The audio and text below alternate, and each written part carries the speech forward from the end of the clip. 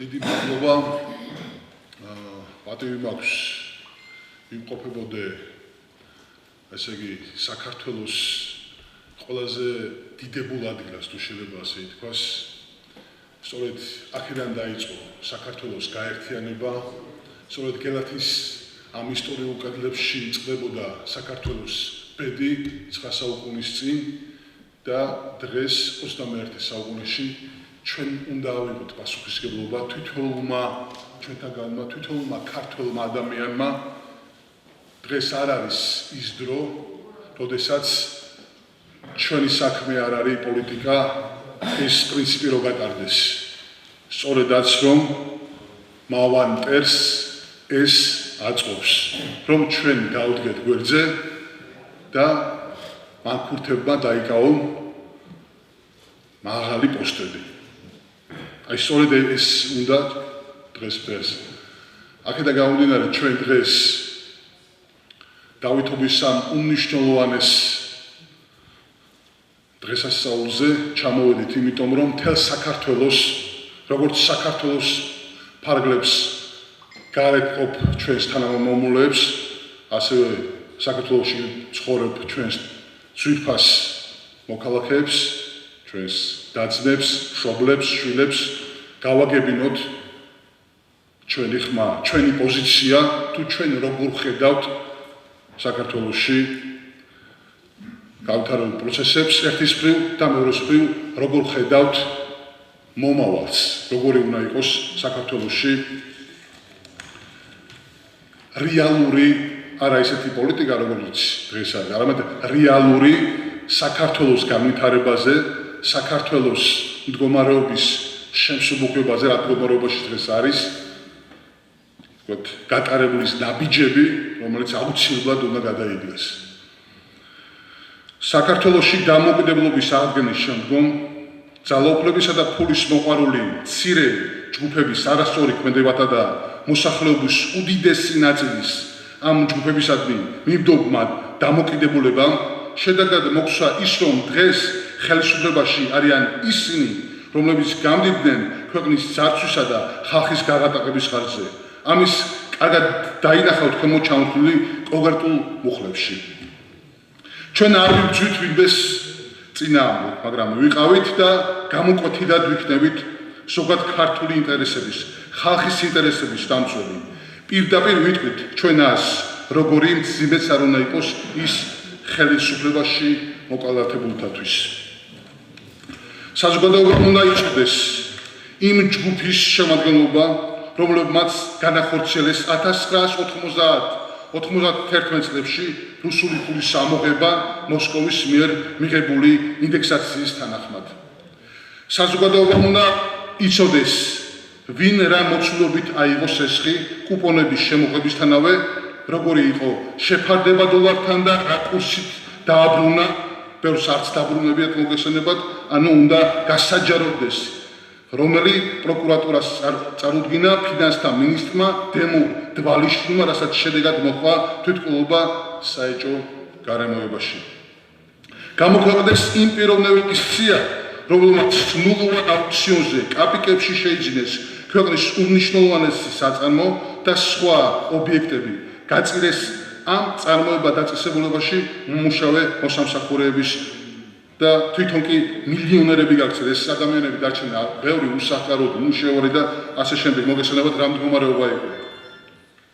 გამოქვეყნდეს სია იმ პიროვნებებისა, რომელთაც დიდი რაოდენობით მიწები შეიძინეს კაპიკებში და აქციეს ვაჭრობის ობიექტად, ან ფლობენ და არც კი ამუშავებენ, ელოდებიან უკეთეს დროს, როცა კიდევ უფრო ძვირად გაყიდვის საშუალება ექნებათ. ტრაგედიაა, რომ სხვადასხვა მაქინაციებით ამ მიწების უცხოელები ეუფლებიან. მეექვსე მუხლი. უძრავ ქონებას მიწას ახლები ფლობენ, რა თქმა უნდა, ძალიან დაბალ ფასებში, პრაქტიკულად ნულოვან აუქციონში შეძენილი ეს მიწები, ეს ქონებები რაღაცნაირად გადავიდა და ეს უნდა გამოქვეყნდეს, ანუ როგორ მოხდა ამ ძალიან მნიშვნელოვანი ეროვნული სიმდიდრეების გასხვისება. სწორედ ამაზეა საუბარი. საზოგადოებისთვის ასევე უნდა გახდეს ცნობილი, ვინ გადასცა ჩინურ კომპანიას ქუთაისის საავტომობილო ქარხანა, სადაც ჩვენ ახლა ვიმყოფებით, სხვა დიდი ობიექტები, დიდი მოცულობის ტყეები 59 და 99 წლის ვადით.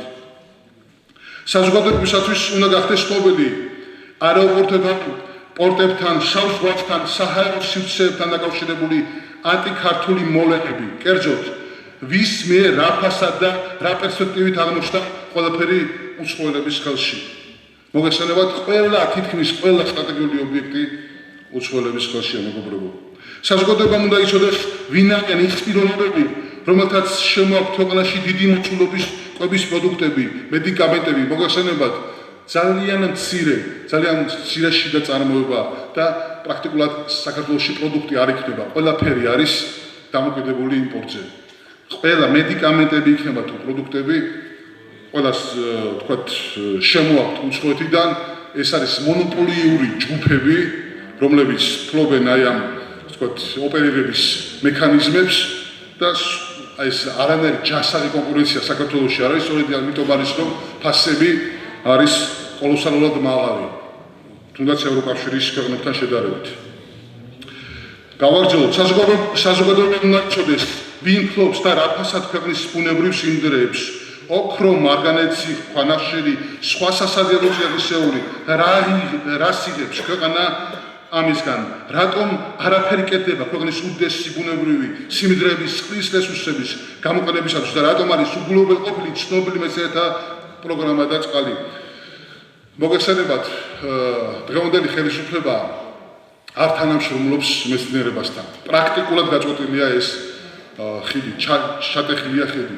აი ილია ჭავჭავაძის მიერ მე-19 საუკუნეში გაჟღერებული იდეები, რომელიც მან ოთარ ანდრიევში ძალიან ნათლად წარმოსახა, მაშინ იყო ხო ბატონყმობის ძალიან მნიშვნელოვან პრობლემაზე, როდესაც ესე ჩატყდა ხიდი ხმასაგლეხსა და ბატონშორის. აი ესე არის ჩატეხილი დღეს და უკვე 10 წლებია ხელისუფლებასა და მეცნიერებას შორის ჩატყდა ხიდი. და სწორედ ის დიდი პრობლემები, რომელიც საქართველოს აქვს, სწორედ ამის გამოშვებით ხდება. და ეს არის საფუძველთა საფუძველი, რომ თუ მომავალი ხელისუფლება არ შეიგნებს იმას, რომ მეცნიერთან მჭიდრო კავშირი გქონდეს, მაშინ ვერ ასოდეს ჩვენ იმ პრობლემებიდან ვერ ამოვალთ, რომელშიც ჩვენ აღმოჩნდით. მე მინდა სიამაყით აღვნიშნო, აი ჩემი მეგობარი კახა ჭრიკაძე მეუბნებოდა, რომ აი გელათში რო შემოხვედი, რა უფრო იგზელიო, პასუხისმგებლობა თუ სიამაყე და ეს ძალიან კარგი კითხვა არის. რა თქმა უნდა, მე ვიგზენი სიამაყეს და ვგრძნობ, აი უდიდეს სიამაყეს, რომ აქ ვარ და ასევე ვგრძნობ უდიდეს პასუხისმგებლობას საქართველოს წინაშე, თვითონ თქვენთაგანის წინაშე, რომ ჩვენ ვიბრძოლოთ, ჩვენ გადავდგეთ ისეთ დამოუკიდებლობები, რომ საქართველო იყოს ერთიანი, დამოუკიდებელი, სუვერენული, მთლიანი სახელმწიფო. დიდი მადლობა. დიდი მადლობა ბატონ ნიკოლოზ